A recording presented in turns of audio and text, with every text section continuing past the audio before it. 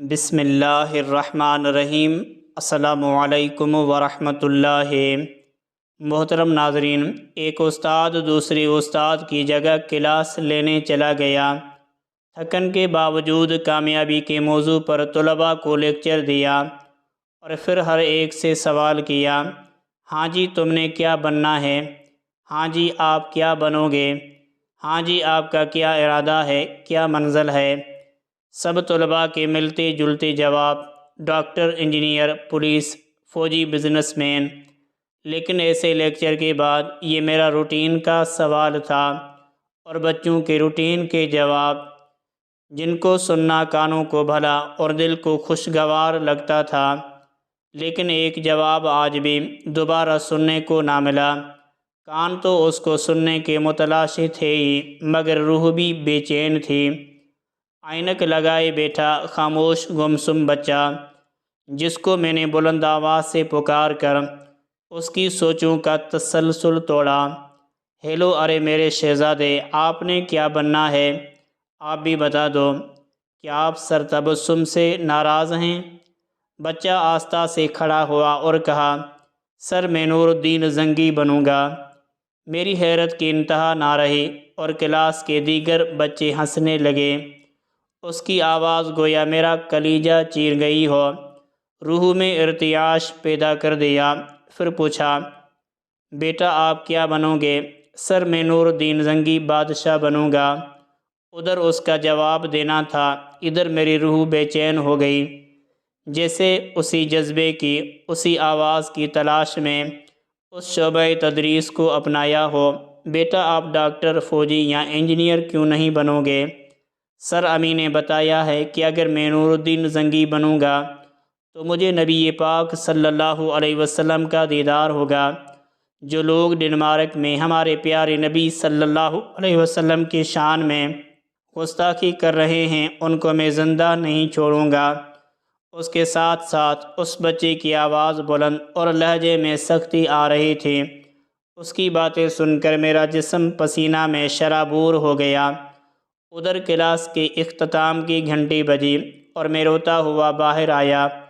مجھے اس بات کا احساس ہے کہ آج ماؤں نے نور الدین زنگی پیدا کرنے چھوڑ دیے ہیں اور اساتذہ نے نور الدین زنگی بنانا چھوڑ دیے ہیں۔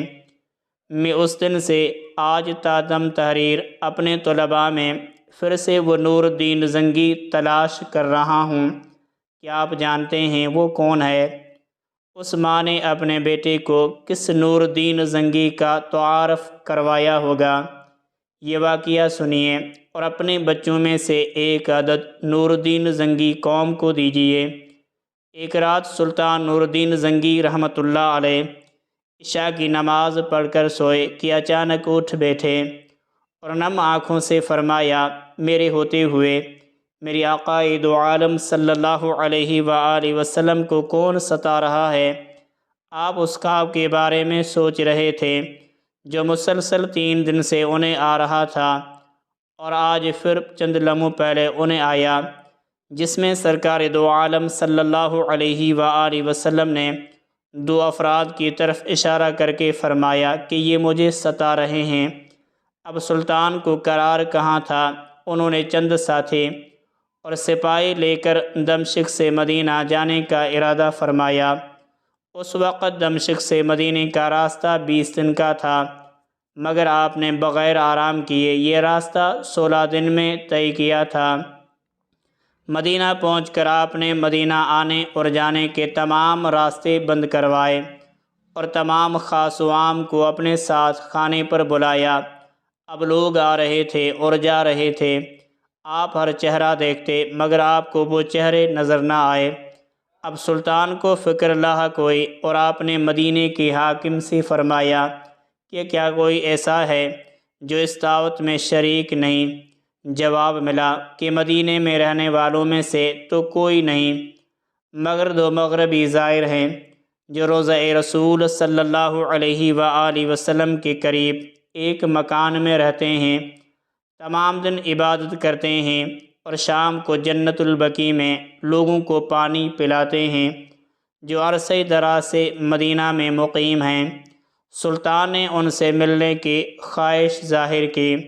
دونوں زائر بظاہر بہت عبادت گزار لگتے تھے۔ ان کے گھر میں تھا ہی کیا، ایک چٹائی اور دو چار ضرورت کی اشیاء کہ یکدم سلطان کو چٹائی کے نیچے کا فرش لرزتا محسوس ہوا۔ آپ نے چٹائی ہٹا کے دیکھا تو وہاں ایک سرنگ تھی۔ آپ نے اپنے سپاہی کو سرنگ میں اترنے کا حکم دیا۔ وہ سرنگ میں داخل ہوئے اور واپس آ کر بتایا کہ یہ سرنگ نبی پاک صلی اللہ علیہ وآلہ وسلم کی قبر مبارک کی طرف جاتی ہے۔ یہ سن کر سلطان کے چہرے پر غیظ و غضب کی کیفیت طاری ہو گئی۔ آپ نے دونوں زائرین سے پوچھا کہ سچ بتاؤ کہ تم کون ہو؟ حیل و حجت کے بعد انہوں نے بتایا کہ وہ یہودی ہیں اور اپنے قوم کی طرف سے تمہارے پیغمبر صلی اللہ علیہ وآلہ وسلم کے جسم میں اقدس کو چوری کرنے پر مامور کیے گئے ہیں۔ سلطان یہ سن کر رونے لگے۔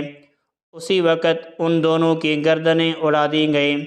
سلطان روتے جاتے اور فرماتے جاتے کہ میرا نصیب کہ پوری دنیا میں اس خدمت کے لیے اس غلام کو چنا گیا۔ اس ناپاک سازش کے بعد ضروری تھا کہ ایسی تمام سازشوں کا ہمیشہ کے لیے خاتمہ کیا جائے۔ سلطان نے معمار بلائے اور قبر اقدس کے چاروں طرف خندق کھودنے کا حکم دیا یہاں تک کہ پانی نکل آئے۔ سلطان کے حکم سے اس خندق میں پگھلا ہوا سیسہ بھر دیا گیا۔ بعض کے نزدیک سلطان کو سرنگ میں داخل ہو کر قبر انور پر حاضر ہو کر قدمین شریفین کو چومنے کی سعادت بھی نصیب ہوئی۔